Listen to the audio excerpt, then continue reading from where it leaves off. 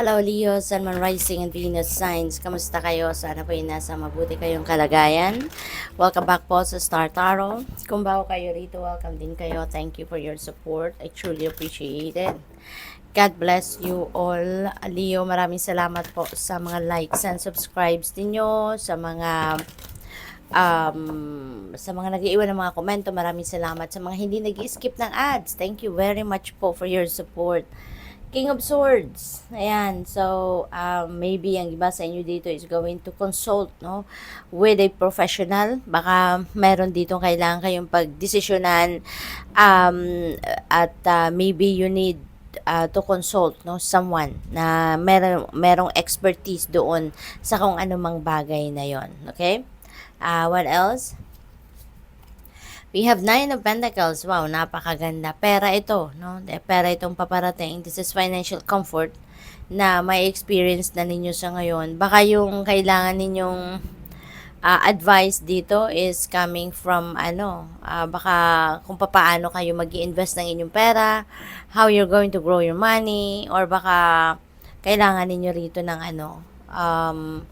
siguro kung papaano ninyo i-manage ang inyong kaperahan kasi maaari malaki-laki ang dadating, no, na pera sa inyo, kaya maybe you're going to consult a financial advisor, mga ganon, no. Ito na yung bunga ng inyong pagsisikap, Leo. Matatanggap nyo na, makakamit nyo na, mahahawakan nyo na yung bunga ng inyong pagsisikap, no? Kaya maghahatid ito sa inyo ng financial independence, financial comfort, financial freedom, no? Prosperity and abundance. Kaya deserve ninyong i-enjoy din, no? Some of it, no? Some of your money. I-pamper nyo naman ang sarili ninyo, i-treat nyo naman ang sarili ninyo, no? You deserve it. Ten of Swords, ayan, so you're heading towards a new path dito. Galing na kayo rito sa isang sitwasyon na medyo mahirap, no? Ang tawag dito, talagang nahirapan kayo rito, nagkaroon kayo rito ng heartache, heartbreak in the past, no? Sa kung ano man na nangyaring ito sa buhay ninyo. Pero sa ngayon, tatayo na kayo, handa na kayong bumangon at handa na kayong lumaban muli sa buhay, harapin muli ang mga hamon ng buhay, at saka gusto na ninyong magsimula dito ng new life, no? You're going to release na kung ano man yung mga difficulty na naranasan ninyo in the past. Ngayon, ano na kayo? Magbabagong buhay na kayo, no? Kumbaga, ibababa nyo na kung ano man ang mabigat na nasa inyong balikat sa ngayon. Yung mga resentments na yan, galit, mga ganon, ano? Tatanggalin nyo na yan. You are ready to heal. Kumaga, you're ready to heal. At papunta na kayo doon sa pagbabagong buhay, no? Babangon na kayo, you're ready to bounce back na at this time. We have Two of Swords. At maaaring yan, no, ang iniisip ninyo at yan ang pagdedesisyonan ninyo. So, probably ganun ang ganap. Kasi, Two of Swords is, nasa indecision energy kayo. Meron kayong gustong pagdesisyonan pero hindi pa ninyo to pagdesisyonan because you can't figure out exactly, no, kung ano yung gagawin ninyo rito sa bagay na to. Pwedeng related yan sa pera talaga, no? At related dito kay King of Swords. Kaya siguro kayo magkukonsulta, no, kay King of Swords because naguguluhan talaga kayo, no? So that's good kasi kung hindi na kaya, alam ninyong hindi na kaya ng isip ninyo, 'di ba? E di magpatulong sa iba. We have Hanged Man. Ayan. So there's new perspective, no? Merong epiphany dito or new perspective, new ideas, new information and inspiration coming in, no, Leo, sa buhay ninyo. At ayan, magkakaroon ng kalinawan ng inyong isipan, no? You will be enlightened at magiging malinaw ngayon ang takbo ng isip ninyo, no? Kaya kailangan ninyo na pahinga muna, step back muna kayo sa kung ano ang inyong pinagkakaabalahan at magmuni-muni muna kayo at makakatulong yan para magkaroon kayo ng clarity of mind. Ten of Cups, napakaganda. So, meron tayong synchronicity, no? Meron tayong dalawang 10. So, this is angel number 1010. So, I suggest po, pakitignan po ninyo ibig sabihin ng angel number 1010 for more guidance po. Okay? 10 of Cups, this is happy family. No, maganda to kasi finally magkakaroon na ng kasiyahan ang pamilya kasi maaring yung mga needs and wants ninyo ay nandito na-experience nyo na, nayayakap nyo na, no? Kaya maganda ang bawat ang relationship ninyo sa bawat miyembro ng inyong pamilya. Wala na ditong nag-aaway, wala na ditong nag-iinggitan, wala nang mga ganon, wala nang negativity, no? So, which is really good. Kasi kumbaga, happy family na talaga, 'di ba? We have star. Wow, napakaganda rin ito.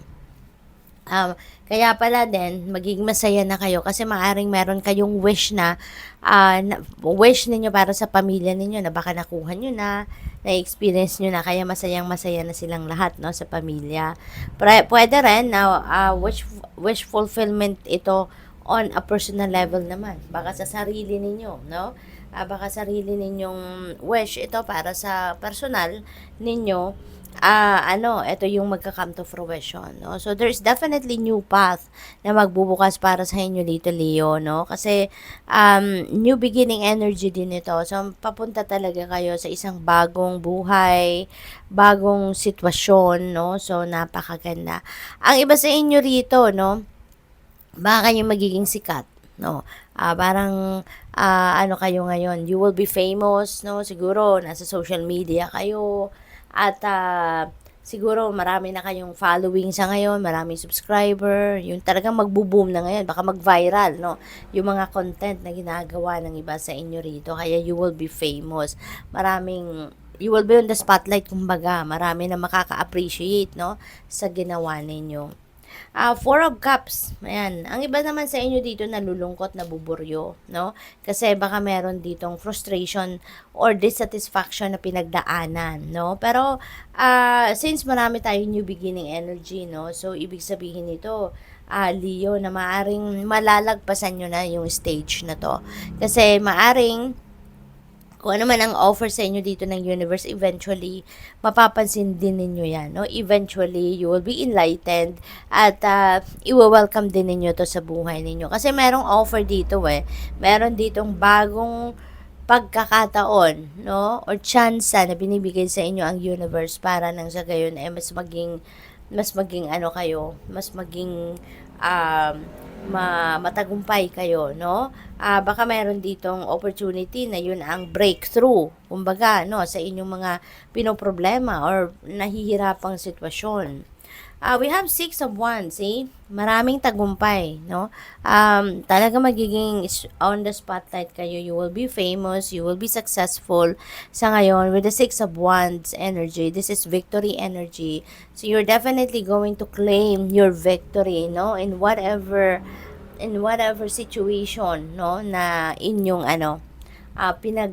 pinagkakaabalahan, no? Whether that is trabaho, whether that is in your social media platforms, whether that is in your career, ano mang klaseng career ninyo, maybe, no? Ito na yung inyong tagumpay. Magbubunga na talaga ang paghihirap at pagtsatsaga ninyo, no? Kaya meron tayong 9 of Pentacles. What else? We have 7 of Pentacles. Ayan. So, ito na. Kung dito, naghihintay pa lang kayo ng mag-grow, 'di ba? Yung tinanim ninyo, and siguro, no, that is going to happen fast. Kaya dito may tagumpay agad kayo.